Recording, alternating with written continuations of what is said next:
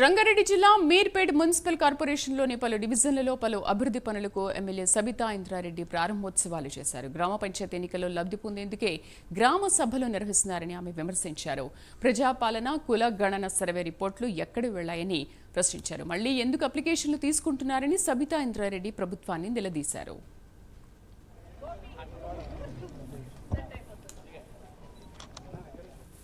కార్డుల కోసం ఇందిరమ్మ ఇండ్ల కోసం సర్వే అని 3 రోజుల నుండి నడుస్తూ ఉంది. కానీ ఏం జరుగుతుందని ఒకసారి వెనక్కి తిరిగి చూస్తే ఇప్పుడు ఒక పెద్దమ్మ వచ్చి అడిగింది నన్ను. కంప్లైంట్ కూడా ఇచ్చున్నాము, లెటర్ కూడా ఇచ్చున్నాము. దాంట్లో మేము అన్ని అప్లికేషన్లు పెట్టుకున్నాము, ఇల్లు పెట్టుకున్నాము, రేషన్ కార్డు లేదని పెట్టుకున్నాము, పెన్షన్ లేదని పెట్టుకున్నాము, మహాలక్ష్మి కోసం 2500 కోసం కూడా పెట్టుకున్నాము. మళ్ళీ ఇప్పుడు ఏమో నా పేరు లేదంటున్నారు, మళ్ళీ పెట్టుకోమంటున్నారు అమ్మ అంటున్నారు.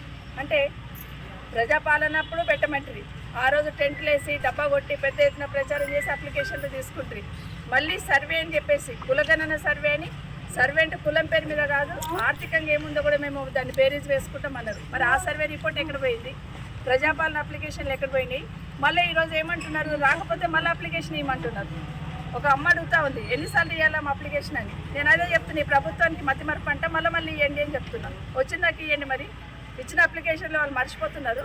మళ్ళీ ఇద్దాం, మరి మళ్ళీ ఇచ్చి మళ్ళీ అప్లికేషన్లు ఇద్దామని చెప్తున్నాను.